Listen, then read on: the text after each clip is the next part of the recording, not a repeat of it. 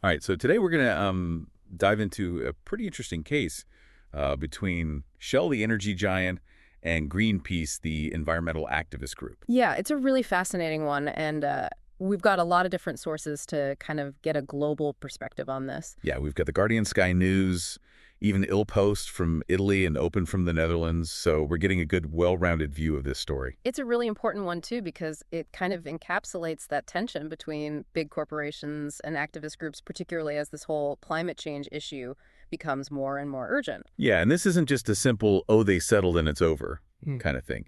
There's a lot of really interesting angles here. Like, did Shell really try and silence Greenpeace with a massive lawsuit? Right. What did Greenpeace have to agree to in the settlement? And what does it tell us about how this whole fight over climate change is evolving? It's like a chess match in a lot of ways, with each side making these strategic moves. Exactly. Okay, so just to set the scene. Back in January of 2023, four Greenpeace activists boarded a Shell production vessel near the Canary Islands. Yep. They stayed on board for 2 weeks until it reached Norway. Mm. That's not your average cruise. No, definitely not. And this was a very calculated move. It was part of Greenpeace's ongoing campaign against Shell's oil drilling activities, Especially in the North Sea. particularly in the North Sea, yeah. So Shell hits back with a lawsuit claiming the boarding was unlawful, dangerous, cost them a ton in extra security. Mm. They were looking for almost 700,000 pounds in damages. Yeah, Shell's argument was basically that peaceful protest is fine, but this particular action crossed the line. They really framed it as an issue of safety and upholding the law. But Greenpeace shot back, calling it a SLAPP. Right, a strategic lawsuit against public participation. Exactly. Basically, they claimed Shell was trying to use their financial power to intimidate and silence them. Classic David versus Goliath. And it's not an insignificant amount of money we're talking about. Greenpeace was potentially facing damages and legal costs that were exceeding $11 million, Wow.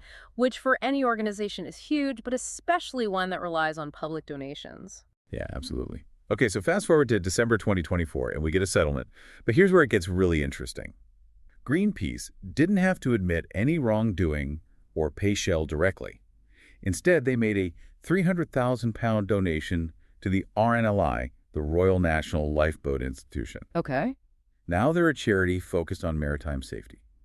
Seems like a kind of an odd choice at first. It is, until you kind of think about it a little bit more. I think it's a pretty clever move on Greenpeace's part. It allows them to fulfill a financial obligation while also sticking to their values and putting the focus back on safety at sea. So it's not just about the money. It's about sending a message. Absolutely. It's a PR move as much as anything. Yeah. And for Shell, it lets them say, hey, look, they're donating to this maritime safety organization. So they're acknowledging the risk that they caused. Exactly. It allows them to save face and reinforce this idea that the lawsuit was never about suppressing dissent. It was about safety and legal boundaries. Okay, so both sides are kind of spinning this to their advantage. But what about the other part of the settlement? Greenpeace agreed to not protest at 4 specific Shell sites in the northern North Sea for 5 to 10 years. Doesn't that sound like a win for Shell? Well, it might seem that way at first glance, but remember, Greenpeace is this global organization. They're fighting on multiple fronts. So by strategically avoiding these specific sites, they can actually focus their resources and energy elsewhere, on campaigns where they think they'll have a bigger impact. So it's more of a strategic retreat than a surrender. Exactly. They're not giving up the fight. They're choosing their battles. And remember, this agreement only covers those 4 specific sites. They're still free to protest other Shell operations in the North Sea or elsewhere. Man, this really is like a chess match. Every move has consequences, and the outcome isn't always clear. But what I'm really curious about is what this settlement means for the bigger picture. Is this a sign of things to come? Are we going to see more of these legal battles between corporations and activists as the fight over climate change heats up? That's the million-dollar question, isn't it? And I think this case gives us some clues about the strategies and tactics that both sides might use going forward. But before we get ahead of ourselves, let's just unpack what we've learned about the settlement so far. Okay, yeah, good point. Let's make sure we're all on the same page before we dive deeper into those implications. So what stands out to you about the settlement? Anything that surprised you or caught your attention? Honestly, the RNLI donation is what really stood out to me. Like I said, it just seems like such a brilliant PR move for both sides. Shell gets to emphasize their commitment to safety at sea, and Greenpeace avoids directly paying them while still, supporting a cause that aligns with their values. Right. It's like a win-win in terms of public perception. But I think what's really interesting here is the broader context of SLAPP lawsuits. This case is just one example of a growing trend of corporations using legal action to try and silence their critics. So it's not really about winning in court. It's about making it too expensive or too risky for activists to even speak up in the first place. Exactly, and that's why it's so important to understand how these lawsuits work and what the implications are. Greenpeace has been on the front lines of this battle for years. They've faced similar legal challenges in other parts of the world, like in the U.S. with energy transfer over the Dakota Access Pipeline protests, and they even have a separate lawsuit going on with Eni, another oil giant in Italy. Wow, so this is definitely a pattern. It makes you wonder if these lawsuits are becoming like a standard playbook for corporations to deal with activists. It's a concerning trend for sure, and it raises some serious questions about the balance of power between corporations and the people who challenge them, especially when it comes to something like climate change where the stakes are so high and the urgency is growing. It's almost like a chilling effect on free speech. Yeah. Imagine being so passionate about an issue that you're willing to climb aboard an oil rig in the middle of the ocean to make your point, and then you get hit with a lawsuit that could bankrupt you. Right, that's the real danger of SLAPP lawsuits. They create this climate of fear and intimidation that can discourage people from exercising their right to protest and hold powerful entities accountable. And honestly, that's a threat to democracy itself. Okay, so we've established that these lawsuits are a problem, but what can we actually do about it? Well, there are a few things. One is to raise awareness about SLAP lawsuits and how they work. The more people understand the issue, the more pressure can be put on lawmakers to create legislation that protects activists from these kinds of legal attacks. So it's about education and policy change. Exactly. And there have already been some promising developments in that area. For example, some U.S. states have passed anti-SLAPP laws that make it easier for activists to dismiss these types of lawsuits. And there are similar efforts underway in other countries, too, including the UK and Canada. Okay, well, that's good to hear. But it sounds like this is going to be a long and difficult fight. It will be. But it's a fight worth fighting. The right to protest is a fundamental pillar of a free and democratic society. We can't let corporations silence the people who are speaking out against injustice and demanding change. This conversation is taking kind of a serious turn, but I think it's important to acknowledge the gravity of the situation. We're not just talking about some abstract legal concept here. We're talking about real people who are putting themselves on the line to fight for a better future. You're absolutely right. And I think that's one of the key takeaways from this whole deep dive. The Shell Greenpeace settlement isn't just an isolated incident. It's a microcosm of this larger struggle between corporate power and the movement for climate justice. And it highlights the need for all of us to be informed and engaged. We can't just sit back and watch as these battles play out. We need to understand the stakes, the tactics, and the potential consequences for our society. Because ultimately, the outcome of this struggle will depend on the actions we all take. Okay, so we've covered a lot of ground. We talked about the specifics of the Shell Greenpeace settlement, the dangers of these SLAPP lawsuits, and the bigger context of the fight for climate justice. But before we wrap up this deep dive, I want to bring it back to you, our listener. What do you make of all this? What are your thoughts and feelings about this case and its implications? Yeah, that's a great question. It's easy to get lost in the weeds of the legal and political stuff.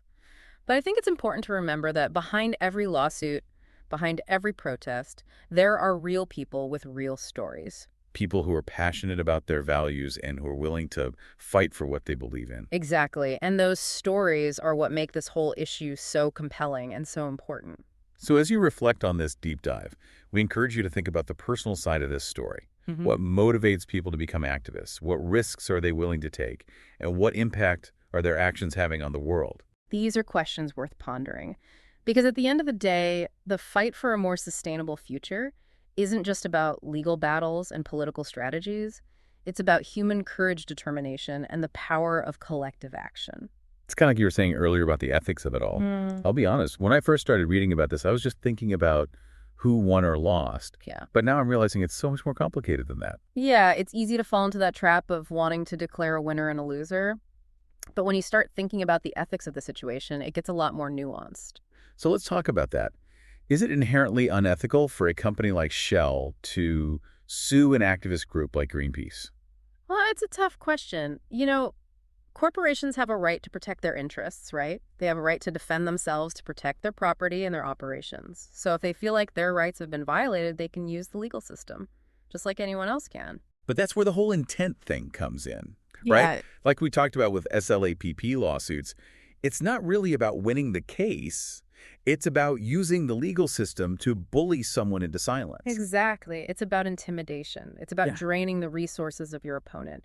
And that's where it crosses a line from just, legitimate legal action to something much more ethically questionable. Especially when you have a corporation with like way more resources using the law to silence critics, Yeah. not just to, seek justice. Right. And that's the problem. It sets a dangerous precedent.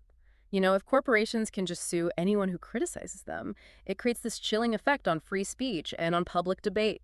And especially with an issue like climate change, where we really need open and honest conversations to happen. Absolutely. Silencing the voices of people who are raising concerns about, environmental damage, it's not only unethical, it's just counterproductive. Yep. It prevents us from having those important conversations that we need to have to find solutions. So it's not just about the legal strategy or the PR, it's also about doing what's right. Exactly. And that's why it's so crucial to consider the ethical implications in these kinds of conflicts. You can't just look at the legal stuff and the PR spin. You have to ask yourself, is this morally justifiable? Because ultimately, the kind of world we create is a reflection of the choices we make, right? Absolutely. I couldn't agree more. So we've talked about the Shell Greenpeace settlement, the dangers of SLAPP lawsuits, and even, gone kind of deep into these ethical questions. Yeah. But as we wrap up, I want to bring it back to our listeners. What are some key takeaways that they can apply to their own lives, even if they're not, directly involved in activism or environmental protests? That's a great point, and I think one of the most important takeaways here is the importance of critical thinking. We are just bombarded with information from all sides these days. So being able to really evaluate that information, to question assumptions and form your own opinions is more crucial than ever. So basically, don't just believe everything you hear. Exactly. Do your own research, dig a little deeper, and come to your own conclusion. Be a savvy consumer of information. Exactly. And another key takeaway is understanding the tactics that are being used to try and influence us. Whether it's a corporation trying to silence its critics or a politician trying to spin a story, we need to be aware of how they're trying to manipulate us so we can make informed decisions. And finally, I think this whole case really shows the importance of civil discourse. Like, even when we disagree with each other. Oh, absolutely. Yeah. It's so easy to get caught up in the emotions of it all and just resort to name-calling or personal attacks. But that never really gets us anywhere. We have to be able to have these tough conversations, listen to different perspectives, and try to find that common ground. Right, because at the end of the day, we're all in this together. And we're only going to solve these complicated challenges by working together, even if we don't always agree. Couldn't have said it better myself. Well, on that note, I think it's time to wrap up this deep dive. Yeah, it's been quite a journey. We've covered a lot of ground, but as always, there's still so much more to explore. Absolutely, and we encourage all of you to keep diving deep into these issues, to keep asking questions, and to keep pushing for a better future. Because the future is not something that just happens to us. It's something we create. Well said. Until next time, keep diving deep.